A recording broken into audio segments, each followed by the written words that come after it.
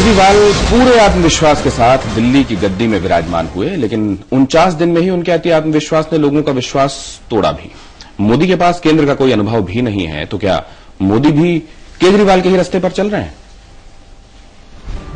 दिल्ली की उस आंधी को याद कीजिए जिसने सूबे में झाड़ू लगाकर अरविंद केजरीवाल को पहली ही बार में सिंहासन तक पहुंचा दिया। चुनाव से पहले केजरीवाल के आत्मविश्वास की कायल जनता ने उन्हें सर आंखों पर बैठा लिया। केजरीवाल के पास शीला सरकार की नाकामियों की लिस्ट और जनता से जुड़े अहम मुद्दों का पिटारा था। बिजली और पानी जैसे अहम मुद्दे भी थे।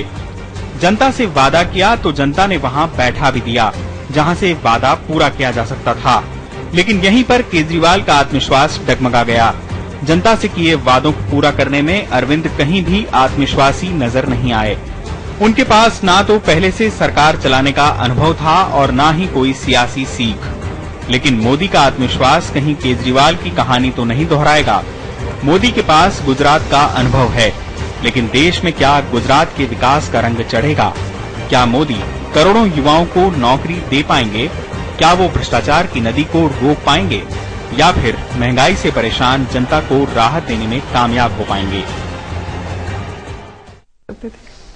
एक तरह से कह सकते हैं कि भारत में लोगों ने जिस तरह से एक मूवमेंट चला, मूवमेंट से एक पार्टी बनी और पार्टी बनने के कुछ ही महीनों में उन्होंने सरकार बना ली है कि ये भी एक तरह का इतिहास है। और ऐसा पहली बार होते हुए देखा कि सही मायने में एक आम आदमी कैसे पार्टी बनाया और मुख्यमंत्री भी बन गया। सुषमा जी, ये अपने आप में एक अनूठा एग्जाम्पल है जो इतिहास में दर्ज हो गया, उसे भुलाया नहीं जा सकता।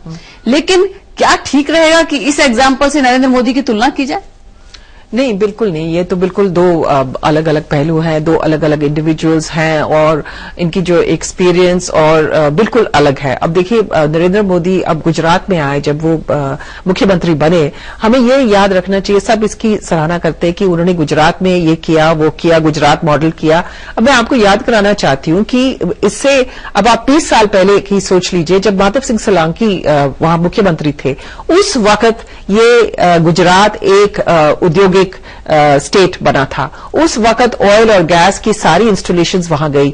रिलायंस की जामनगर रिफाइनरी गुजरात में है, ओएनजीसी की सारी फैसिलिटीज गुजरात में है, उनकी गैस पाइपलाइन वहां से हाजिरा बीजेपी जगदीशपुर गई है और वो उन्होंने पहले ही उस वक्त अनुमान लगाया था कि उसकी पाइपलाइन के आसपास सारी गुजरात की जो छोटे छोटे उद्योग है वहां से गैस लेके अपने वो उद्योग बनाएंगे और तब बने भी थे। तो जो उस वक्त का जो इंफ्रास्ट्रक्चर था, इन्वेस्टमेंट था, उसकी बदौलत गुजरात एक औद्योगिक बड़ा एक इंडस्ट्रियल स्टेट बना। जब नरेंद्र मोदी आ गए थे तब गुजरात तो बन ही चुका था और उसके बाद उन्होंने जो आप जैसा एग्जाम्पल दे रही है वैसा एग्जाम्पल देखिए, नरेंद्र मोदी ने, अगर टाटा को प्रॉब्लम होती है तो टाटा जो है नैनो को ले जाता है सिंगूर में इतनी प्रॉब्लम के बाद गुजरात। इसी तरह मारुति को प्रॉब्लम होती है हरियाणा में तो गुजरात में सब पलक पावड़े बिछाए रहते हैं, सारी फैसिलिटीज मिलती है, तो क्यों नहीं इसी तरह का तो थिंकिंग चाहिए। देखिए, ऐसे थिंकिंग तो आपको याद होगा जयललिता में भी थी। जब वो इससे पहले जब वो मुख्यमंत्री थी, हुंडई क्यों गया वहां पर तमिलनाडु में, फोर्ड क्यों गया तमिलनाडु में, जबकि हुंडई वाले कहते रहे कि हमारी जो मार्केट है वो नॉर्थ में है। वो उनका कहना यह है कि इन्वेस्टमेंट के तरीकों को अगर आप जटिलता से हटाकर सरल कर दें, इन्वेस्टर फ्रेंडली अगर आप बनाएंगे तो लोग आपकी तरफ आएंगे। इसमें फैसल कहीं क्या? नहीं, मैं आपको एक बताऊं दिनेश कि एक बात समझ लीजिए कि आप गुजरात के डेवलपमेंट को या साउथ के किसी स्टेट के डेवलपमेंट को जो कंपेयर करते हैं उसको नॉर्थ से ना कंपेयर करें, इसलिए कि उनकी जो जियोग्राफिकल लोकेशन है, उनकी जो पहले से, जैसा सुषमा बता रही थी, जिस तरह से इंडस्ट्रियलाइज रहा है गुजरात या तमिलनाडु या कर्नाटका, वो कंपैरिजन आप यहां नहीं कर सकते। हमको वो दिखाया जा रहा है कि वो देखिए कैसा हो गया, वो पहले से था। सी का उनको एडवांटेज है, उनको बहुत सारी चीजों का एडवांटेज है जो इनहेरिट किया है। नरेंद्र मोदी ने नहीं बनाया, नरेंद्र मोदी ने गैस रिजर्व नहीं बनाए वहां। कोई ऐसा स्टेट इनहेरिट नहीं किया था बिहार की तरह जहां कुछ नहीं हो और उसको उन्होंने संवारा है। उन्होंने एक ऐसे स्टेट को जहां बहुत सारी चीजें पहले से मौजूद थी उसमें थोड़ा रंग रोगन चढ़ाया है, इसमें कहीं कोई दो राय नहीं। नरेंद्र मोदी की जो सक्सेस है वो इस बात में है कि उन्होंने उसकी ब्रांडिंग बड़ी अच्छी की है, एक। और दूसरी बात ये कि उनकी सक्सेस जो है वो कांग्रेस और उसकी वीक लीडरशिप की फेलियर में। बिल्कुल। तो क्या ये अति आत्मविश्वास की बात जब हम करते हैं, एक बार आइए बाहर चलें अरविंद के पास। अरविंद, क्या इसका एक दूसरा पहलू यह भी हो सकता है कि इतना ग्लूमी हो गया पूरा का पूरा एनवायरनमेंट, इतना डिसअपॉइंटमेंट लोगों में और इतनी मायूसी छा गई कि अब अगर नरेंद्र मोदी कहीं उनमें भरोसा जगाने के लिए ही सही कोई बातें कहते हैं तो अति आत्मविश्वास की तरह दिखाई देती हैं, क्योंकि लोगों को ये लगने लगा है कि नहीं, ऐसा नहीं हो सकता। ये देखिए, एक स्पेस क्रिएट हुआ, कांग्रेस की वीकनेस, करंट गवर्नमेंट की जो वीकनेस है उसने बहुत बड़ा स्पेस क्रिएट किया, और मोदी उस स्पेस को फिल करने के लिए एक ऑल्टरनेटिव क्रिएट करते हैं ओवर द इयर्स।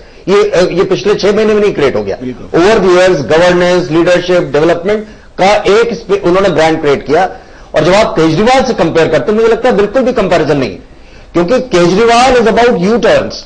मोदी इस तरीके का कोई कमिटमेंट नहीं कर रहे जो इम्पॉसिबल हो। वो ये नहीं कह रहे कि मैं 2 महीने में 15 दिन में कोई चीज डिलीवर कर दूंगा। वो जो भी चीज कह रहे हैं वो 5 साल में करने को कह रहे हैं, और 5 साल में बहुत सारी चीजें डुएबल हो जाती हैं। तो और मोदी का जो पास्ट है, मोदी जो भी कमिटमेंट करते हैं ट्रेंड्स में कमिटमेंट कर रहे हैं, और उनका कमिटमेंट बहुत ऑब्जेक्टिव है।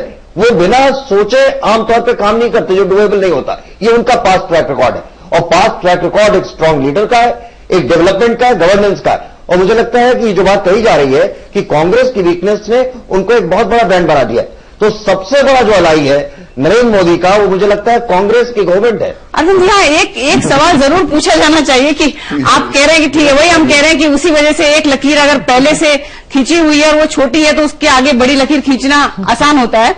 लेकिन एक बात यहाँ पे ये कि बार बार जब नरेंद्र मोदी कहते हैं गुजरात के विकास का, वो गुजरात के मॉडल का वो एग्जाम्पल देते हैं, लोग सुनना चाहते हैं कि आप प्राइम मिनिस्टर, आप कह रहे हैं कि आने वाली सरकार मोदी सरकार है, आप थोड़ा सा उस ब्लूप्रिंट को ओपन क्यों नहीं करते कि देश के लिए आपका क्या मॉडल है? आपने टाइम फ्रेम नहीं दिया, आप 5 साल में करेंगे, ठीक है, कैसे लाएंगे नौकरियां, कौन सी आर्थिक नीति जो सबसे बड़ी है वो